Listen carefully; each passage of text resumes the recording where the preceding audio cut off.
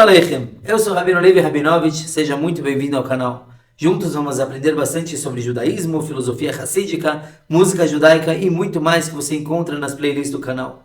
Seja também um apoiador do canal através do Pix, que está na descrição do vídeo, que inclusive é meu e-mail se quiser mandar sugestões ou dúvidas. Vamos à aula, se inscreva já, aproveite para compartilhar, curtir e vamos espalhar mais Torá por aí.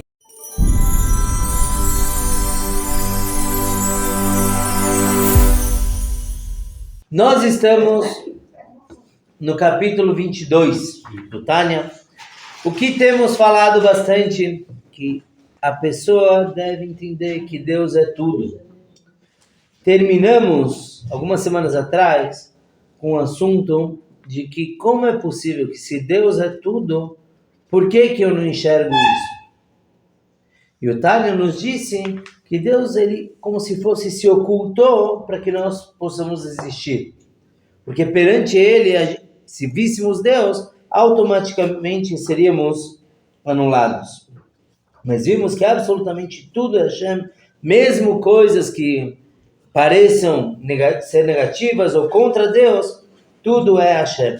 E aí falamos também que, em primeiro lugar, tudo no mundo não enxerga Deus. Todas as criações não enxergam Deus e Deus permite isso. Agora a gente vai evoluir para o ponto como é possível que existem coisas que são contra Deus, por assim dizer, e foi bem debatido na última aula, como tem coisas que são contra Deus, como Deus permite isso, de onde essas coisas derivam sua natureza, sua vitalidade. Então o Tânia diz o seguinte, voltando ao assunto da fala, nós falamos o quê? Que uma palavra perante a pessoa não tem peso nenhum. Da origem da palavra, dos sentimentos, a palavra não tem significado. Tem para o outro que escutou. Falamos que se é assim, imagina a fala de Deus. Deus criou o mundo através da fala, e por isso o mundo não significa nada na essência de Deus. E aí perguntamos, a fala de Deus não é igual à fala do homem. Porque a fala do homem é para fora e não existe nada fora Deus. Então como Deus fala para fora? Então falamos que não, que a fala de Deus se parece com a fala do homem no conceito de revelação. Uma pessoa fala, ela está revelando o que ela tem dentro dela. Deus falou, criou o mundo no sentido de revelar uma existência, criar algo. Agora, o Tânia fala, peraí, tem um problema nisso. A Torá, quando ela diz que Deus falou, por que a Torá usa esse termo? Quem lembra? Por que Deus fala? Por que a Torá fala Deus falou, Deus, o braço de Deus? Para que nós, como criaturas limitadas, possamos entender Deus. Então esse conceito de fala nós entendemos. Mas se a Torá, nós falamos que a comparação entre a fala de Deus e a do homem é falha, porque Deus não fala para fora. Mas se a Torá usou a palavra fala para Deus, então não pode ter uma falha nisso. Se a Torá diz que Deus falou, então eu tenho que entender que em todos os aspectos da fala, Deus falou. Então, o que quer dizer Deus falar para fora, se não existe nada além dele? Não existe nada fora Deus. Não existe fora Deus. Não é que Deus é uma grande bolha e depois não existe nada. Não, nem isso existe. Deus é absolutamente tudo. Então, o Tânia diz que, na verdade, o fora Deus, quer dizer, algo além de Deus, que a Torá se refere, nesse aspecto, que toda fala é para outra existência, é porque através da fala é como vem a vitalidade de tudo no mundo. A gente falou, Deus falou os 10 mamarim, 10 ditos, que são relacionados aos 10 mandamentos, de uma certa forma. Deus falou os 10 ditos, e disso vem cada criatura no mundo. Se não me engano, a gente chegou a mencionar que tudo que existe no mundo vem desses 10 ditos, com transformações das palavras, trocas de letras, gemátria, numerologia. Você pode alterar, por assim dizer, adaptar palavras para criar tudo que tem no mundo. E isso vem através de numerosas ocultações que Deus usa para criar o mundo. Então, o que quer dizer o fora de Deus? O que quer dizer que Deus fala para algo? É porque em relação às criaturas que são criadas através da fala de Deus, nós nos vemos como fora de Deus. Então existe, a gente falou umas semanas atrás, que na verdade não existimos. Então agora eu volto atrás. Nós sim existimos. E Deus, quando fala, é como se falasse para a gente. É verdade que para Deus não existe nada além dele. Mas nós, como criaturas, enxergamos diferente. E existem, então, várias formas de ocultar. E tantas formas permitem tantos tipos de criatura. Então, por conta que Deus ele tem ocultações na sua fala, e cada ocultação é uma transformação. Então, Deus falou Bereshit. Eu pego essa palavra, troco o Aleph com Ain. Tem várias letras que são intercambiáveis. Então, isso é uma ocultação. Não é a palavra na essência de Deus, como Deus falou, mas é uma transformação que Deus usou para criar algo que vem dessa palavra. Então, através desse monte de transformações que são ocultações, Deus criou tudo que existe. De certa forma, se eu falo algo muito difícil e eu uso um exemplo para aquilo, para facilitar, esse exemplo é uma ocultação do que eu quero dizer. Falamos do rei Salomão, que trazia 300 exemplos.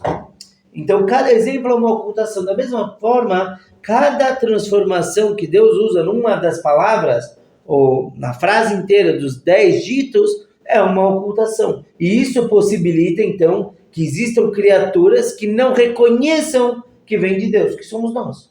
Que na prática sabemos que viemos de Deus. Mas será que sentimos realmente isso constantemente?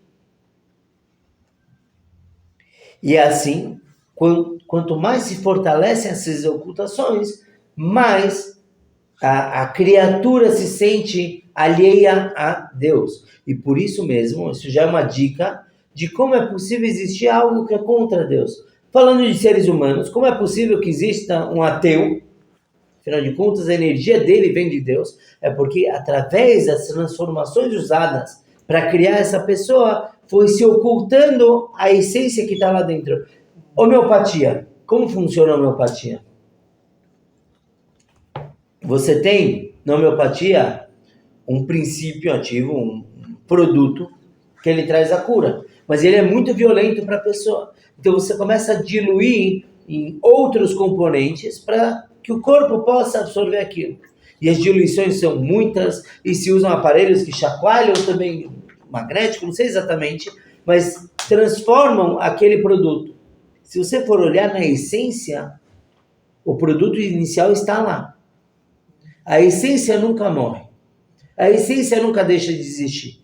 Mas você consegue ir adaptando aquilo. Só que às vezes você oculta tanto a essência que você vai tomar um remédio e você que está tomando não tem nem ideia que a essência está lá. E a tal ponto que você está sendo curado pela homeopatia e é contra a homeopatia. Quer um exemplo disso? Eu fui curado, anos homeopatia, sempre falei para minha mãe que não faz sentido nenhum. Eu sei que funciona, mas não acredito. Então, uma época eu estava estudando como funciona a homeopatia. E é isso que eu escrevi do lado, é exatamente isso. Que a Hassidut, é igual a Hassidut. A Hassidut diz que a essência nunca muda.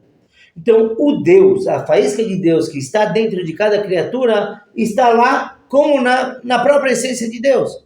Falamos que a alma de cada um é parte de Deus. Está lá. Agora, quanto a criatura deixa revelar, ou lhe é revelada essa faísca, aí depende, aí varia. Então, uma pessoa que é muito mais elevada, ela percebe que ela vem de Deus.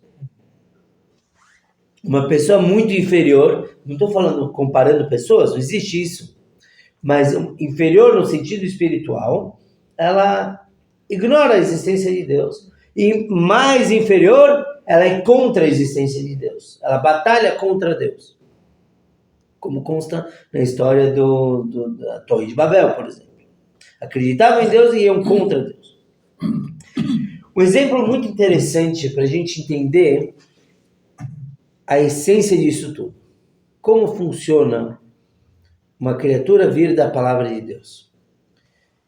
Eu te amo. Estou te Eu te amo. Eu falei a frase, o Tchatcha já reagiu. Oi, já está mandando coraçãozinho. Eu te amo é uma frase que faz sentido na cabeça de cada um. Eu. Faz sentido para vocês a palavra eu? Sim. Faz. Então eu tirei uma palavra da frase que faz sentido. Não muito. Se eu falar a palavra amo, o quê? Quem? Quando? Então é uma palavra que tem significado, mas muito inferior do que a frase eu te amo. Eu poderia usar a palavra para falar amo sushi, que eu acho um absurdo falar assim, mas tudo bem. Amo meus pais. Então o amo tem sentido, mas muito inferior do que a palavra. Agora a letra A. Qual é o significado da letra A? Tem. Ainda mais, você pode ter conjugação em português, já não lembro mais disso, mas a letra A é...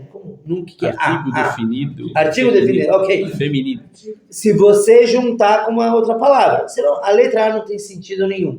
Mas espera, de onde veio essa letra A? Da palavra amo. De onde veio a palavra amo? Eu te amo. Então, a letra continua existindo, só que ela vai perdendo o sentido. No caso das frases, dos ditos de Deus para criar o mundo. Tem a palavra Bereshit, a frase, perdão, Bereshit bara Elokim et hashamayim ve'et haaretz. Esse é o primeiro dito. No início, Deus criou o céu e a terra. Se Deus, melhor, cria algo a partir da palavra et, tira do contexto da frase inteira et,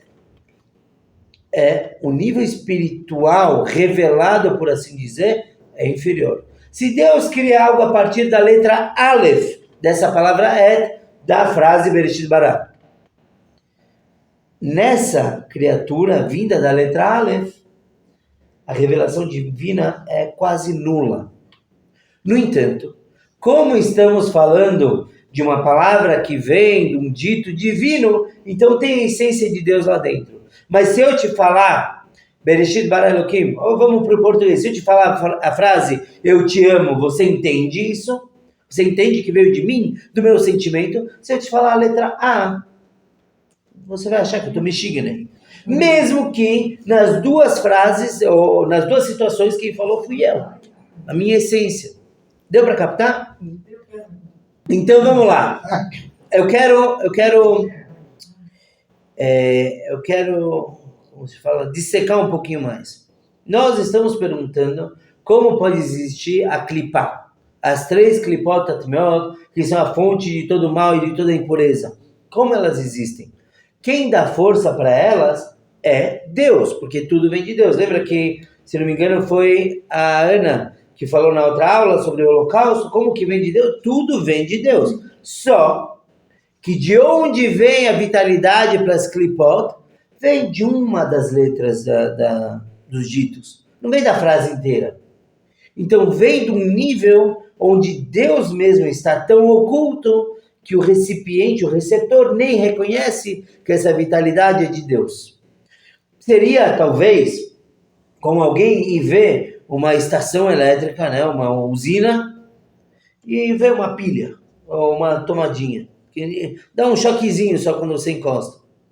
Ah, não, aquela da usina, eu vejo poderoso, se aquilo explode mesmo, isso aqui eu vou falar ai. Não sei, nunca levei, talvez um pouquinho mais do que o ai, mas vai. A fonte dos dois é a mesma, só que já passou por tanta coisa e tanto transformador, que eu ligo aqui e nem penso na usina, nem sei que ela existe.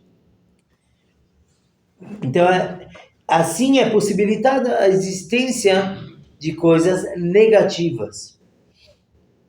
A tal ponto, então nas palavras do Tânia, a tal ponto que é possível existir e criar até mesmo coisas impuras, que a impureza, como eu caracterizo o que é impuro, é a ausência de Deus. Espera aí, não existe ausência de Deus. Deus é tudo. Mas quando você enxerga o impuro, você enxerga uma pessoa baixa espiritualmente, você fala, cadê Deus aqui? Cadê? O que muita gente perguntava do Holocausto. Cadê Deus no Holocausto? Porque é tão vil, tão degradante, que você nem enxerga que tem Deus. Deus possibilitou isso. Deus possibilitou essa ocultação.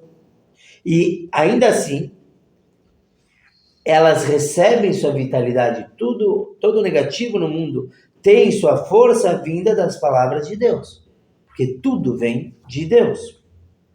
E por isso as Klipot são chamadas de Elohim Acherim, outros deuses. Peraí, eu falei que Deus é um. Shema Israel, Adonai Eloheinu, Adonai Echad. Deus é um. De repente, na Torá a gente lê o termo Elohim Acherim. Vocês percebem que eu falei com o rei, não Elohim, porque Elohim se refere a Deus. Eu falei deuses, então a gente pode falar porque é um nome profano, não é nome de Deus. Então, eu entendo eu falar de outros deuses quando eu falo de idolatria. Idolatria é o quê? Uma pessoa dar divindade a algo que não é Deus, encara aquilo como outros deuses. Mas, de repente, eu estou chamando tudo que é negativo de outros deuses. Tudo. Então, uma feijoada não kasher, não que nem essa maravilhosa que tivemos no Shabbos. Uma feijoada não kasher é outra divindade. A gente falou lá para trás que tudo que vai contra Deus é idolatria, até mesmo o menor pecado. Por quê? Por que é chamado de outro Deus?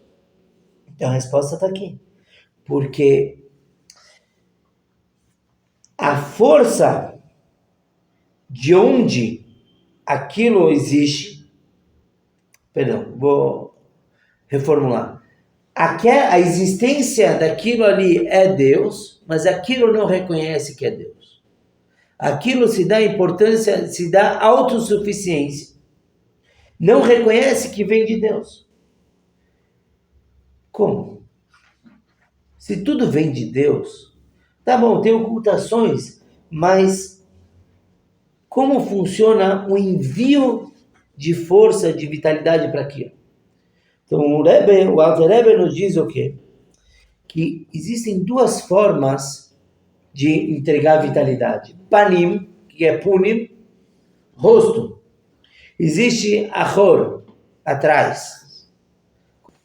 Panim, rosto, quer dizer tudo o que Deus dá vitalidade de bom grado. Que é tudo que é bom. Tudo que não oculta a presença de Deus. A nossa alma divina. Tudo isso vem do rosto de Deus. E essas coisas negativas recebem sua vitalidade da parte de trás de Deus. Então, um exemplo de como uma pessoa se investe nisso. Tem o trabalho. Tem o que é essencial, que a gente vai falar que é primi. Panim é rosto, primi é íntimo. No trabalho tem o que é íntimo, tem o que é externo e tem o que é odiado. O que é o íntimo do trabalho? Geld. Dinheiro. Por que uma pessoa trabalha? Por dinheiro. Tudo bem, a gente sabe. Trabalha para dinheiro, para manter a família, etc. Não quero entrar muito nessa filosofia. Eu vou trabalhar porque eu quero receber meu salário no final do mês. Vou rezar para receber, pelo menos. Isso é o primi, o íntimo do trabalho. Depois tem o hitzoini do trabalho, o exterior, que é com o que eu trabalho. Eu busco trabalhar com algo que me agrade, com algo que eu faça com vitalidade. Então eu gosto de dar aula para as crianças, por mais cansativo que possa ser, mas eu curto isso. Não é por isso que eu vou trabalhar, é pelo dinheiro. Não funciona bem, porque na verdade o homem veio para o mundo para trabalhar. Não para pagar contas, nem para ganhar dinheiro. Veio para trabalhar, para transformar o mundo. Tirando toda essa filosofia de novo, a pessoa trabalha por dinheiro, mas ela espera trabalhar com algo que lhe traga satisfação. O Rebbe Rayatz, o Rebbe anterior, ele traz um exemplo para isso. Uma vez, um fazendeiro, ele tinha os funcionários dele cortando, como chama a pessoa que corta trigo? Foice. Não, foiceiros? Ceifadores. Os poialim, os operários dele. E ele viu um operário que, cortava assim de uma ceifada só, cortava um monte de trigo. A Giber, cara forte. Ele falou, olha, eu gostei tanto do teu trabalho que eu quero que você faça o mesmo dentro da minha casa. Como cortar trigo dentro? Eu quero que você corte trigo. Você vai ficar no meio da minha sala. Eu vou sentar, escutar um piano e vou ver você cortando. Só que você não vai cortar nada. E eu vou te pagar a mesma coisa. Muito mais fácil. Porque você não tem o atrito, não tem o sol em cima de você. Você vai trabalhar com o que você já faz, mas dentro da minha casa. Tá bom? O operário topou. Dinheiro aparentemente mais fácil. Ele foi, fez 1, 2 dias, no terceiro ele falou, me demito. Por que você não quer? Falou, porque mesmo que é mais fácil aqui dentro, minha satisfação era ver o trigo caindo, é trabalhar com algo que tenha conteúdo. Eu li uma vez que em determinadas guerras, um dos métodos de tortura era fazer pessoas girarem moinhos ou manivelas, que não eram conectados a nada. Quando esses prisioneiros descobriam isso, eles se suicidavam, ficavam deprimidos. Por quê? Uma coisa é você ser forçado a trabalhar. Trabalhos forçados não é bom. Mas quando você vê o resultado, pelo menos você sabe, meu esforço está indo para alguma coisa. Que seja construir armas para o inimigo. Lo além, Deus os livre. Mas algo está sendo criado. Quando você descobre que você ficou girando uma manivela que não estava conectada a nada, isso acaba com isso. Ela gosta de ver resultado. Então, voltando para o trabalho. Tem o trabalho, que é o foco é o dinheiro. E tem a parte exterior. Já que eu preciso de dinheiro, eu vou trabalhar com algo que me agrade. Só que agora tem outro ponto no trabalho. Que é quando você tem que lidar com algo que você detesta. Você tem que lidar com um cliente que você não aguenta olhar na cara dele. O chefe. Por que você está lidando com ele ou com o chefe? Eu não posso falar isso porque fica gravado. Por que você está lidando com ele? Porque tem que chegar no dinheiro. Mas você não quer isso. Então, enquanto você vai para o teu sócio, alguém que você gosta, entrega um negócio na mão dele. Para quem você não gosta, você deixa na mesa, assim, de costas. Você não dá de bom grado. Você precisa dar. Precisa daquele cara na tua empresa ou nos teus business. Mas se você não é uma pessoa falsa, você não vai sorrir para ele, vai mandar ele kishman e vai jogar para trás, você não vai dar de bom grado.